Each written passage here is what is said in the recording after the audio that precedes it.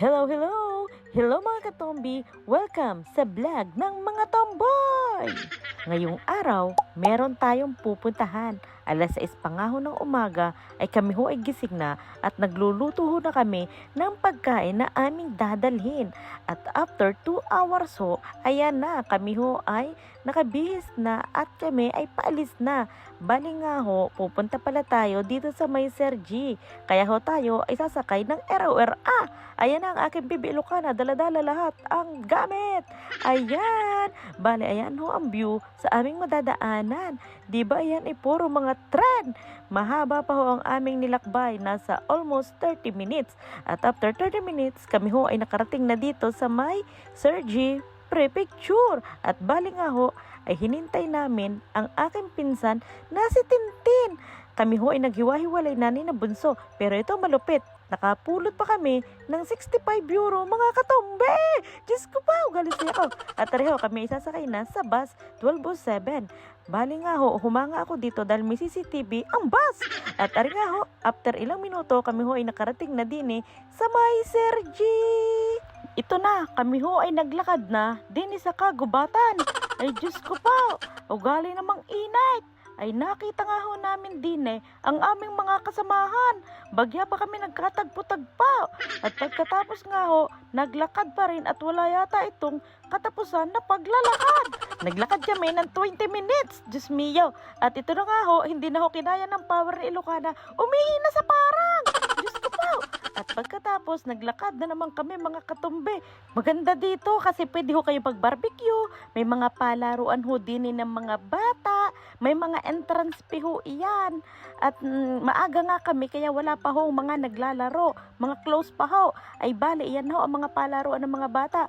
Madadaanan ho ninyo. Ako ho'y nakarating na din mga katumbe. Iyan ho ay didiretsuhin nyo lang. Iyan. Iyan ho ay madadaanan nyo para hindi ho kayo maligaw kung kayo pupunta. Pwede ho kayong bumili dyan ng mga ice cream. Meron din naman hong restaurant. At pagkatapos, diyan ho, pwede ho kayo dining mag-boating. Yan, makikita nyo na. Ayan na, pwede ho kayo dyan mag-boating mga katombe. Nandito na nga tayo sa LD Lucer de Sergi. At ayan ho, ang pinaka-toilet diyan. Malinis naman ho yan. At pagkatapos, pwede din kayong mag-biking kapag gusto nyo mag-biking. Pero ako ho ay takot, hindi ko kaya. At pagkatapos, kami ho ay naglakad dire-diretso. Nakarating kami din ng mga katombe sa may barbecuehan. At kami nga ho ay nakarating na din dati dito. Second time ko na nakarating dyan mga katombe. Pwede dito mag-barbecue ha. Pag gusto ho ninyong mag-barbecue. At pagkatapos nga ho, naligaw pala kami Santa Maria Beremporsula. Hindi pala doon. Kami ho ay bumalik. Diyos mio, corazon. At sa hinaba-haba ng prosesyon, ayun, tumama na. Nakarating na rin kami sa aming patutunguhan. Dini pala ang way papunta doon sa plage. Diyos mio, nakakita pa ako din ng naglalangoy. Kakatuwa naman si tatay. At pagkatapos ho na rin, ay ayan na yung access plage. Papasok na tayo mga katombe. At pagpasok nyo nga lang ho din mga katombe, ay dadaan pa ho kayo sa security diyan. I-check ho nila ang inyong mga dala. Basta ho, huwag kayong magdadala ng matutulis. At pagkatapos ho niya, magbabayad na ho kayo diyan ng 7 euro pag adult. At ayan, pagpasok ho ninyo, may makikita ho kayo diyang mga locker. Ayan ho, ipapakita ko sa inyo. Pwede nyo namang iwanan ang gamit nyo, pwede hindi rin. At dahil nga ho kami ay dumating din ay maaga, mga alas 10 na ho. Ayan ho, ang mga tao, nag-uumpisa na ho silang magpalit ng mga damit, magsuswimming na. Ayan, ito na po ang LD Lucer de Sergi Puntua. Alam nyo ba na ito pala ay dating sapa at quarry sand? Nung panahong 1960 hanggang 1970s, ang tagal hinukay at ginawang malaking recreational park at artificial lake complex para may mapaglibangan ang mga tao dito. Gayong pala ho yun. At ang mga buhangin pala dito ay sinadya lang para ho ito sa mga bisita. Gayong pala yun mga katombi. So ayan mga katombi, kami pala ay kumain na din at kami gutom na gutom ho. Wala pa kaming almusal kaya din na ho kami kumain. Abay, sulit. Sobrang sarap na aming pagkain. At after nga ho namin kumain ay nadyan, Diyos ko po, nagpicturan muna sina Catherine Bernardo at sina Daniel, charot. At ayan ho, yung pinsan ko, natulog lang pala. Hindi pala siya lalangoy. Tutulog lang.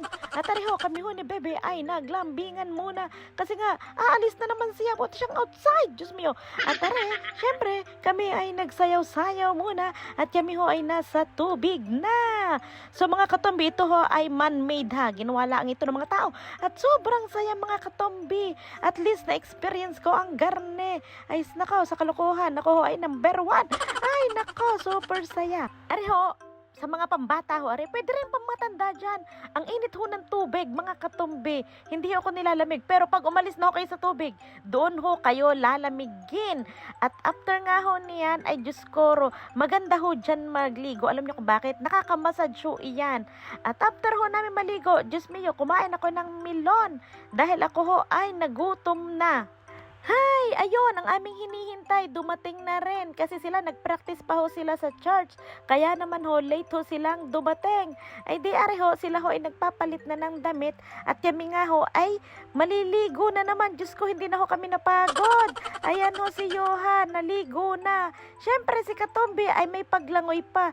Sinubukan ko itong mga Katombi. Sabi ko, hindi ko alis ng Sir G hanggat hindi ko ito nasusubukan itong man-made na ito. Ay naku, wala ko pa kailan ko madumi o malinis. The most important, ako'y naglangoy. Charot. So ayan, kami ho ay magi-slide mga Katombi. Sinubukan ko mag-slide pero nakakatawa. Ako hinaiwanan sa gitna, Santa Maria, ba't kaya gayon? Hindi dumaos-os. Pero hindi ko nakakatakot. Pwede dyan pambata, pwedeng pang matanda. Masaya.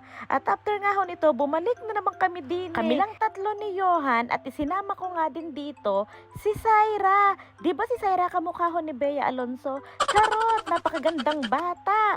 Sabi ko, imo-model ko siya, tawa ng tawa. At after nga ho namin maligo, Diyos ko, hindi ko na kinaya. Ako ho ay nagpalit na ng damit at ayan, nagpabango na si Katombi. Ay di kami ho ay kami ho ay nagkukwentuhan at aking niluluko si Bebe. Yes? Nag-enjoy ka ba? Hindi. Bakit? Kasi ligo ka ng ligo. Abay, bakit kaya tayo napunta dito para tayo sumugbo sa tubig? Okay, tanongin mo siya. Ikaw naman, Ineng, nag-enjoy ka? Nag-enjoy ka na ng lagay na iyan. Hindi ka naman nabasa kahit dulo ng kuko mo. Kakautas. Kakaloka. Hindi naman kayo naligo. Ang mga ito ay nagpuntalaan dito para lang kumain. Yan. Mag-cellphone. Buti pa kami ni Syra naligo.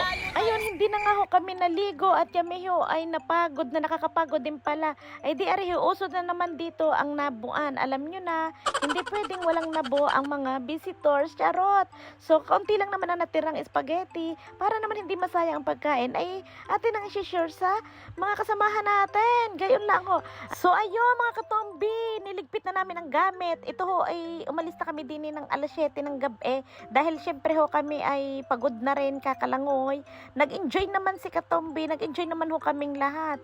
Sobrang saya ho namin, Diyos ko, kwentuhan, sayawan, at yung ano-ano pa ang aming ginawa, mga TikTok. So bali ho, mostly ang kasama ko ay puro mga pinsang ko. Ganito lang ho kami pag summer, kapag may time, nagbabanding ho kaming lahat.